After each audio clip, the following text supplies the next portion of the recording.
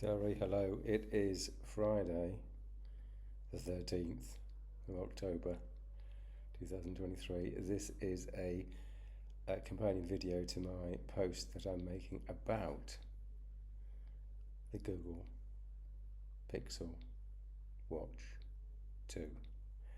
I've just put down my thoughts in a bit of text, which I'm going to waddle through. And overall, it's just like I thought. It doesn't really measure up to the Apple Watch Ultra 2. And you might say, well, it's only a third of the price. But let's delve into it in some more depth, shall we? So, this is my first Android smartwatch, and this is the Google Pixel Watch 2, which is kind of pretty hot off the press. It's £350 in the UK. This is the Wi-Fi and Bluetooth version, so it doesn't have an eSIM, it doesn't have any telecoms capability, as I've moaned on about. In the UK, telecoms providers are steadfastly screaming to not give you eSIMs. It's still a very long, contorted process. I don't see that changing.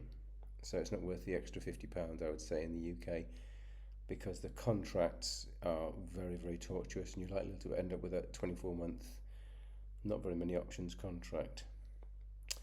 Anyway, let's run through my list of grievances, shall we say. And we start off with notifications can come through from your phone to the watch, but right now they just come up in the background. They don't seem to. They don't seem to. They don't seem to pop up. Now, on the Apple Watch over here, you can set it so that whenever the notification comes onto your phone, it doesn't alert you on the phone. It passes it through to the watch, and in fact, it can give you a haptic buzz, and it can pop up straight away. And there's even an option to say, don't pop up for security, but put a sort of summary message, and then you have to swipe. Whereas so far, when I get when notifications come, nothing happens on the phone because I've told it to go to the watch, and on the watch, it's just you have to swipe up to get notifications. If I swipe up now, oh, what a nice message on the phone saying loads of steps. I appreciate it's upside down for everyone. Anyway, so I've done 21,000 steps. So if I just scroll up, this is to do with, if I scroll up, it's going to talk about the actual steps thing that I've done. So if I scroll up now, it just says no notifications. I've cleared them, but yeah, most unsatisfactory. Today I managed to do 2 short runs. Not feeling very well, so there's quite a lot of stopping. And I think it auto decided I was doing a walk. So it's given me credit for 2 short runs and a walk, which is why there's over 20,000 steps. And it nearly finished the second run, but I popped into the supermarket, and as I was holding a box of stuff, so I didn't really notice the fact that when I got home, the actual watch had died. I thought, oh, have I lost the run? Have I lost the run? So, to its credit, and it's quite a good feature, is that when you're using it for exercise and the watch does die, it manages to save the activity and you don't lose that activity. So, to the watch's credit, it didn't lose the activity, which leads on to the fact that at the end of 2019, Google bought Fitbit, and in fact, on the I should probably know, but on the announcement video on the stage was a guy, and I think he was probably Mr. Fitbit, and he was proudly talking about the fact that the Pixel Watch 2 had all these Fitbit features. I'm not an ex-Fitbit user, so I can't speak to whether the apps that you see on this watch are similar in any way. I presume they are copies of the old Fitbit actual dedicated sports devices. Anyway, I'm not unimpressed with the apps, but as a Garmin advocate, I would say that they are light years behind, but we'll come on to that later. Does the watch do ECG? Well, according to the specs here, we've got this whole load of sensors here, and there's lots of things I haven't found out yet, like where's the SpO2 monitoring? Because I haven't found that either.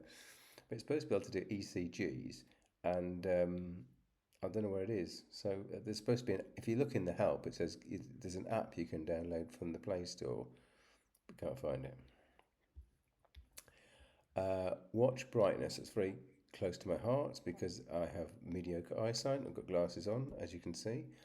The watch is very bright, very, very bright, and it's got this spec of about 1,000 nits, and I think the Apple Watch is over 2,000 nits.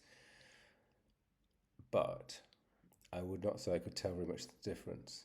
So it's a tremendously bright watch, and you can do like an overboost setting for sunlight. So you can set the brightness to manual as opposed to automatic, because it's got this sensor to vary the brightness based on the ambient light. But you can switch that off, which is great. You can just say force maximum brightness. Obviously, when you do all of these things, you're going to have less battery life. If you keep the GPS on, if you have maximum brightness, if you have it on all the time as opposed to on only when you raise the wrist, these OLED displays will crunch the battery and drain your battery. But that's what people who have mediocre eyesight, that's me, need. And speaking of that, let's go into text size.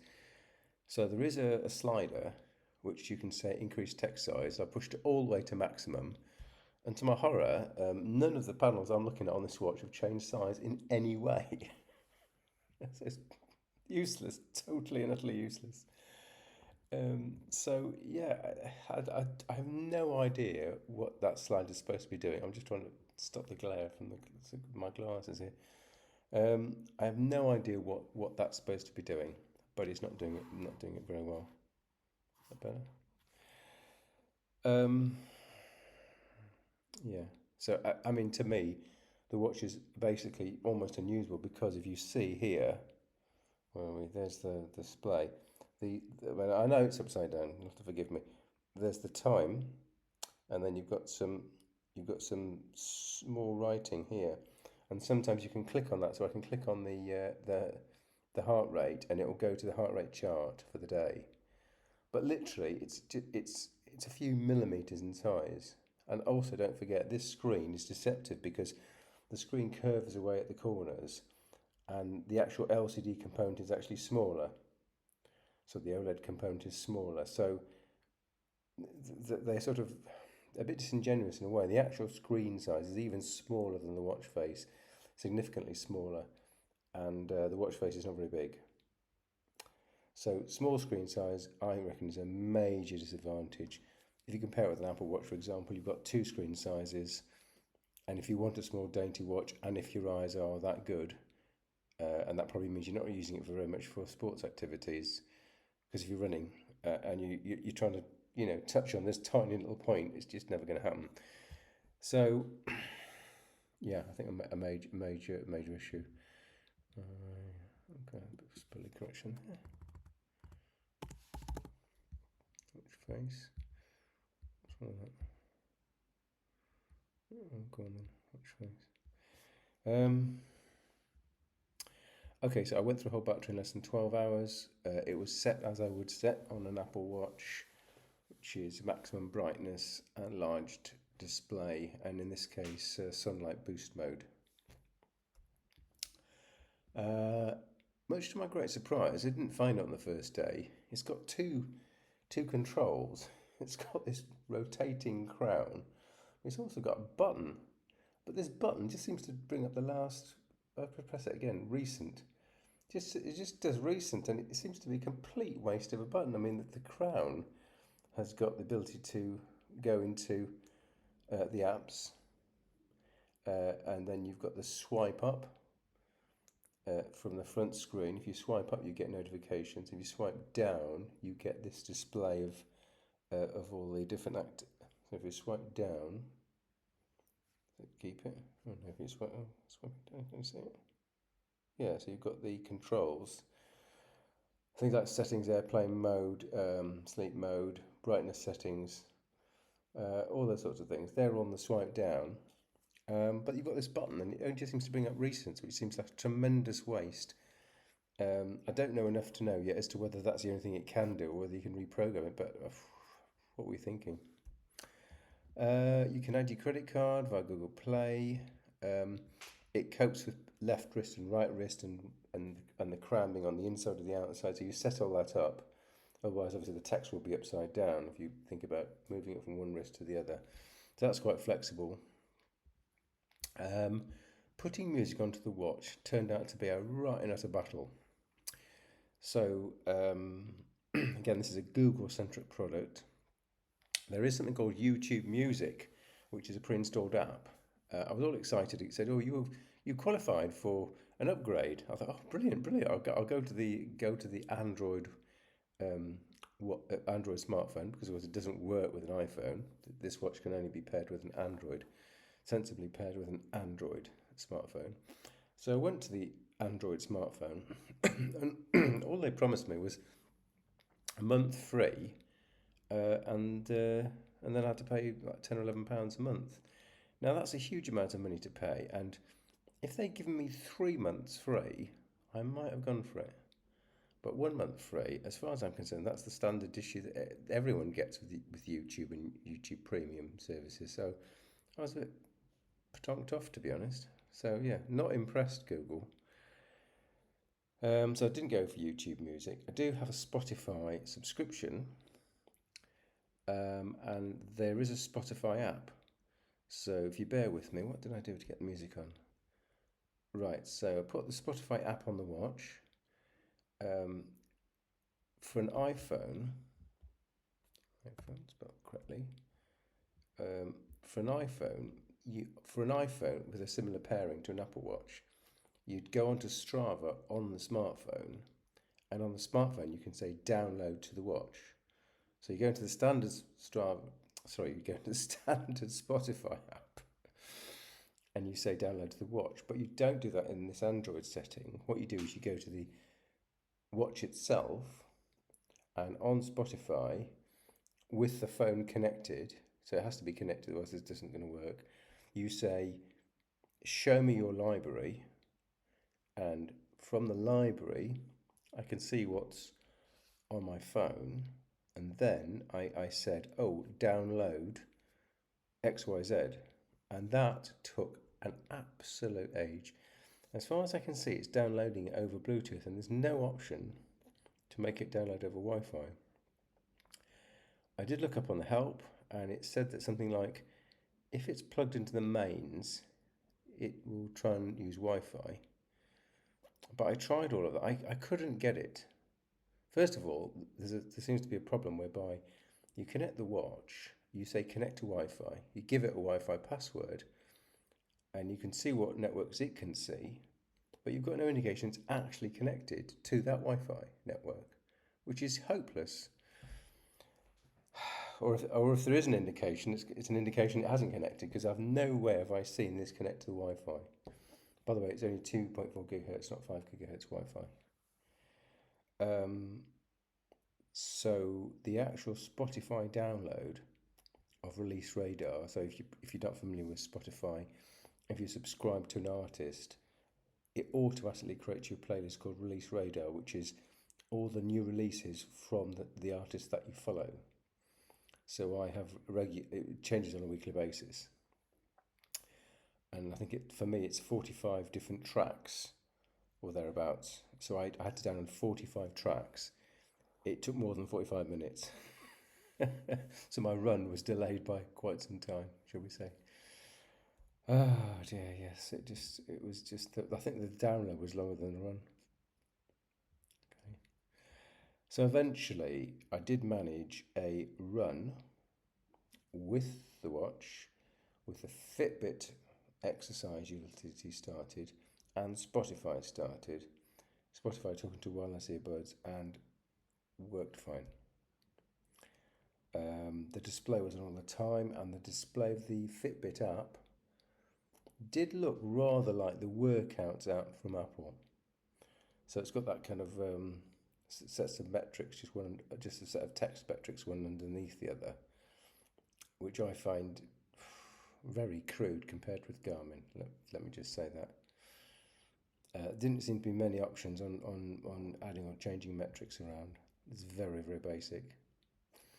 Anyway, so with Fitbit, you can go to a website, and on the website you can look at your steps. You can look at them by week, day, month, year. You can look at the activities. You can look at your weight if you've entered it.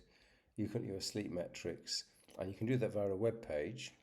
You can also do it via an app on the Apple iOS and also on the Android phone, but there is no app, there's no application for Mac OS.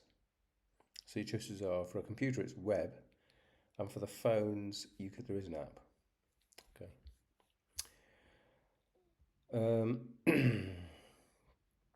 There's a Find My Phone feature. It's absolutely pathetic compared with the Apple one, because with the Apple one it's very sophisticated and you've got near field hardware, and it can actually it can guide you to the actual so sitting from your phone, it can actually guide you sitting from your watch, you can actually guide you to your phone.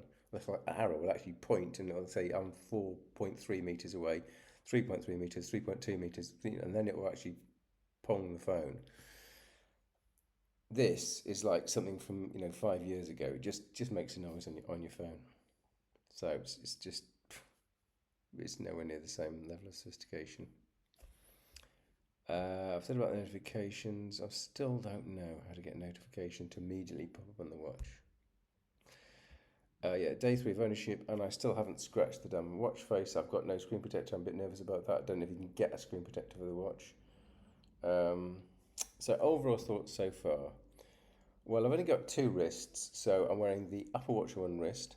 I've had to take off the Garmin watch to wear the Pixel Watch. It's certainly a beautifully bright display, really bright. That's the best thing I can say for it so far. Beautifully bright display. The text size doesn't seem to change, which is really frustrating. It is capable of doing activity recording using its Fitbit credentials, which is good, I suppose. It doesn't in any way compare to a Garmin smartwatch in terms of its ability to have a tailored set of activities. The watch battery died in less than 12 hours when I was trying to do stuff. I do like the watch, but I don't see it having a place really in my stable, because